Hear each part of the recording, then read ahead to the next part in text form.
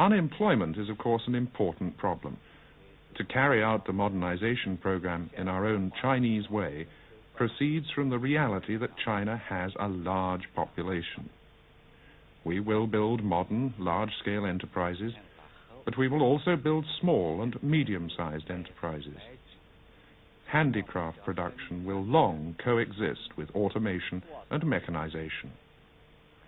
China is still quite backward economically, and there's a need to start new undertakings in almost every field. There are almost unlimited possibilities in store. Lately, to broaden employment opportunities, we've begun to develop urban handicrafts, retail shops and service industries. In this way, we will gradually find jobs for people waiting for employment. Unemployment was caused by the slow growth of our economic and other undertakings in the last decade or so. China is a socialist country. It's entirely possible for her to solve the unemployment problem. The question of Hong Kong is of the greatest interest not only to the people of Hong Kong, but of the British people too. What part do you think Hong Kong can play in China's modernization program? I think Hong Kong can do a lot, because it has a number of favorable conditions. There have traditionally been very close ties between Hong Kong and the mainland. Our compatriots in Hong Kong love the motherland and are keenly interested in its progress. Hong Kong is a major free port in Asia that has developed its own industries and technology in recent years. Currently, China has good relations with the United Kingdom and the authorities in Hong Kong. I think that with mutual efforts, there are great potentialities for developing economic cooperation between Hong Kong and the mainland. This will be to our mutual benefit. On international affairs, the power relationships of the world are changing very rapidly, especially, of course, the growing military power of the Soviet Union. What is China's response to this? And how do you think the Western countries should respond? Everyone can see that the world today is more turbulent and more tense.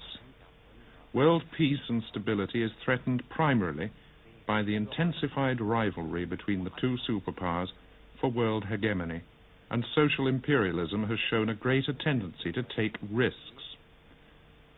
This characteristic can be observed everywhere in Europe, in the Middle East, in Africa, in the Red Sea and Gulf area, in South Asia, and in Indochina. If this is not combated, if its expansionist and aggressive activities are not checked, the factors making for war will increase, and the danger to world peace and security will grow.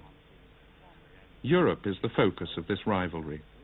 Yet, the balance of military strength is obviously against Western Europe. We've always supported the Western European countries in their efforts for unity and strength.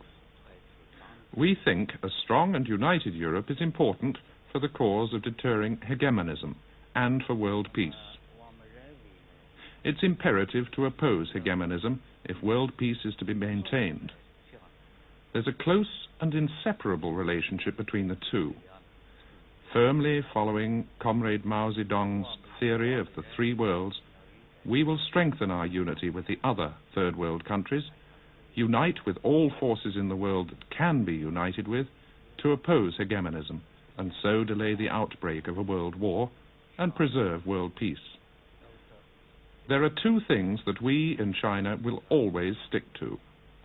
One is that we ourselves will never seek hegemony. The other is that we will resolutely oppose it. This will remain our position even after our country is modernized. We need an international environment of prolonged peace in which to work for modernization. We shall, as always, strive to develop friendly relations with all countries on the 5 principles of peaceful coexistence, and to actively develop trade, economic cooperation, and scientific, technological, and cultural exchanges with other countries on the basis of equality and mutual benefit. Let me take this opportunity to extend my friendly greetings to the peoples of Europe and other countries of the world.